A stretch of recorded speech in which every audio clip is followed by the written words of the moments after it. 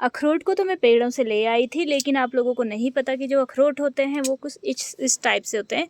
यानी कि इसका जो सेल होता है, या फिर आप इसको कह लो बाहर का जो कवर, इसके अंदर अखरोट है, उसके अंदर होता है अखरोट। तो ये मैंने मम्मी को दिया है ये काम।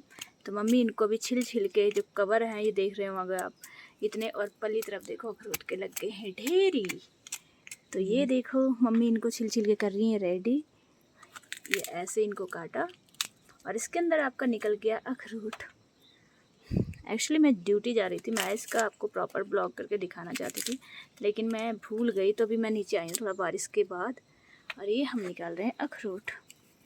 तो आप देखते रहिए। इसको हमारे लोकल लैंग्वेज में बोलते हैं गोरनी निकालना। तो क्योंकि जो इतना ग्रीन लग रहा है ना, अभी ये ग्रीन दिखेगा और आपको 1 या 2 दिन बाद बिल्कुल ब्लैकिश हो जाता है। ये मेहंदी की तरह इसका कुछ काम करता है। मेहंदी लाल हो जाती है लेकिन ये काला हो जाता है। अभी तो हरा दिख रहा है, इसलिए इससे बचाने के लिए ग्लव्स वियर ज़रूर करें जब भी आप कभी अखरोट के इन सेल के साथ डील कर रहे हो। बिल्कुल नेचुरल अखरोट, घर के अखरोट है हमारे। 2 छोटे छोटे पेड़ों में थे, लेकिन बरसात का मौसम है इसीलिए तो हम उन्हें तोड़ भी नहीं पाए, और मैंने बड़ी मुश्किल से थोड़े मोड़े से इकट्ठे करे हैं। तो हमारी बहुत बड़ी फैमिली है, और फैमिली में सबको 10-10, 12-12 या 20-20 अखरोट शायद मिल जाएं।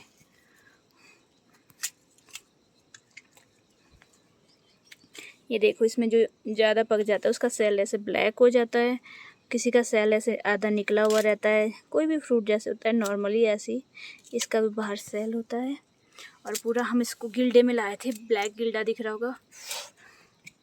और उसके बाद हमने इसको धोया है, क्योंकि कोई कोई जो है थोड़ी बहुत जिसमें अगर धूल मिट्टी लगी रहती है तो उसको बिल्कुल क्लीन किया है। और इसके बाद हम यहाँ पे रख रहे हैं। तो नहीं भी तो ये अखरोट होंगे 200-300, है ना माँ जी? 200-300 लो। हाँ 200-300 तो होंगे ही। अखरोट को यहाँ पे बेचा जाता है सैकड़े के हिसाब से। सैकड़ा यानी कि 100 अखरोट। तो बस हमें तो बड़ा आनंद आता है इस काम में। आहा, अभी फ़िलहाल मैं गाड़ी का कर रही हूँ इंतज़ार, और गाड़ी नहीं आ रही, तो मैंने सोचा इतनी देर में आके नीचे ब्लॉगिंग ही कर लूँ, है कि नहीं है। तो ये देखिए, this is me and she is my mother. आई जल कोई ना कोई गाड़ी। इसका देखो, इसका सेल नहीं निकल पाएगा क्योंकि ये पका हुआ नहीं है, तो इसको अलग रख दिया गया है। और कोई भी अखरोट में जो है अंकुरित हो रहे हैं, ये जान रहे हो आप। आजकल बारिश है और फिर ये अंकुरित हो रहा है, इसका पौधा बनने जा रहा है। तो फिर इसीलिए ये देखो,